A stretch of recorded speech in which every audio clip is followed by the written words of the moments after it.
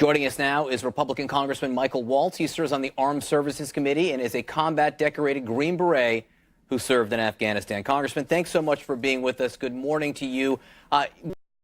Your experience in combat and your history and your connections. When you first heard of this attack in Manjib in northern Syria, what was your reaction?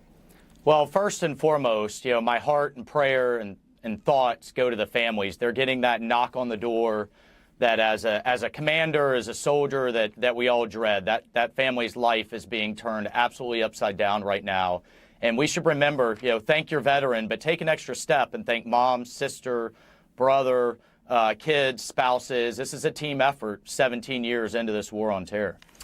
You just heard the Vice President of the United States, and I don't think he knew the severity or the details of the attack when he said it, but he gave that speech and he said, ISIS has been defeated. Has ISIS been defeated in Syria? Well, I think ISIS has been defeated as a caliphate, and I think the president, the administration, the Pentagon deserve a lot of credit for that, for really taking the handcuffs, so to speak, off the military and going after what at one point was, about the size of Austria. But it is not defeated as a movement at all. And it's not defeated completely in Syria and in Iraq. They're going to go to ground and wage guerrilla warfare.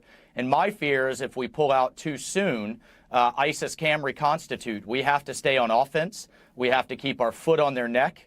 And frankly, if these leaders, terrorist leaders, are more worried about where they're sleeping at night, they can't plot and plan to attack the United States and Europe and wreak havoc on the region. But, John, there's a lot of other reasons to stay engaged. I don't think Turkey, at the end of the day, really sees ISIS as a priority. They see the Kurds as a priority.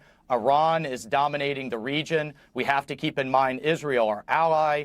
Of course, there's Russia and the Assad regime, which is an absolutely murderous regime. Look, this is an investment. This is worth noting. This is an investment of a few thousand troops to keep a lid on all of that. And for the United States to have leverage, we have 25,000 troops in Japan. We have 30,000 in Korea. There are a lot of American troops around the world. And I want us to fight these wars over there. There is a fundamentally flawed premise that if we just leave things alone, locals can take care of it and it won't follow us home. And I think that's where, I disagree. You disagree with the president, again, who in December said he was withdrawing U.S. troops from Syria now, and then it became 30 days and then 4 months, and now there are some conditions here.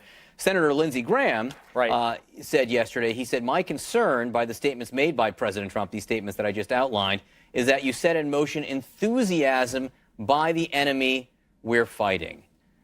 Do you think that the enemy, ISIS in this case, has been emboldened by the president's statements? Well, I think you cannot. It is very difficult, and we should avoid, when we can, announcing a withdrawal in advance of that actual withdrawal. President Obama did that in Iraq.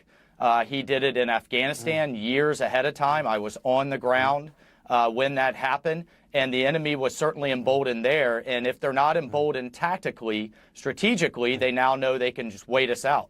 So those are all concerns that I have and things I plan to look into and ask a lot of questions about from Congress. So it's a yes, you believe the enemy could be emboldened now by the president's statements?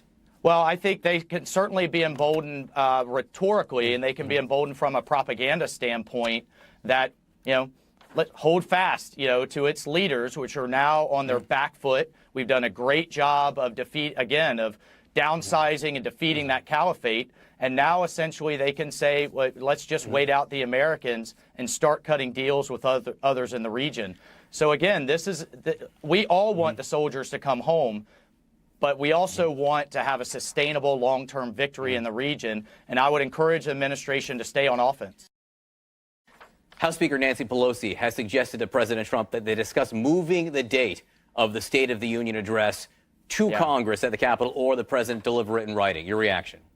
Well, and her justification was that DHS, the Department of Homeland Security, and the Secret Service can't protect the Capitol. I have full confidence in Secretary Nielsen and DHS that they can protect it just fine. I think this is just theater politics. Look, at the end of the day, John, we need to come together. We need to cut a deal.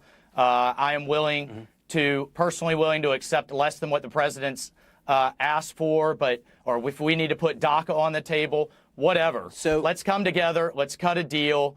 Let's reopen the government, and let's move forward. You're in the House, but there's a letter in the Senate being circulated that has some bipartisan support from senators that says, you know what, reopen the government now.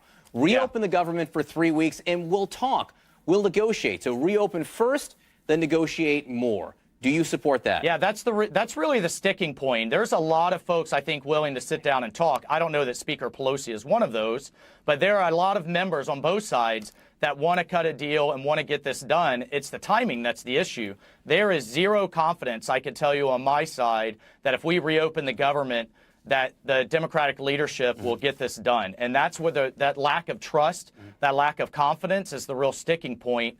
Whether you cut a deal now or you cut a deal later, I think we need to cut a deal soon and get the government reopened. That's what the American people expect. Very quickly, last question here. Rudy Giuliani, who's the president's lawyer, went on TV last night and said he never said that people in the president's campaign didn't collude with the Russians. He just said not the president. Now, you're not involved in the president's legal offense. You're a Republican in Congress. Do you have concerns about what may follow? Do you think that perhaps Giuliani was foreshadowing something he knows that we might find out that someone in the campaign did, in fact, collude more? John, I'm not going to get in the business of kind of trying to, predict what Rudy Giuliani is maybe signaling. I don't know. At the end of the day, the president has been very clear. There's been no collusion. My understanding is there's been no collusion. I've seen no evidence of collusion yet. I think the investigation needs to play out, and I think we need to let that investigation play out. You're right. The president has been clear there's no collusion, but Giuliani just moved the goalpost on that, suggesting that he never said no collusion between the campaign, just him. Congressman Michael Waltz, thank you for being with us this morning. A serious discussion. Appreciate it. Thanks, John.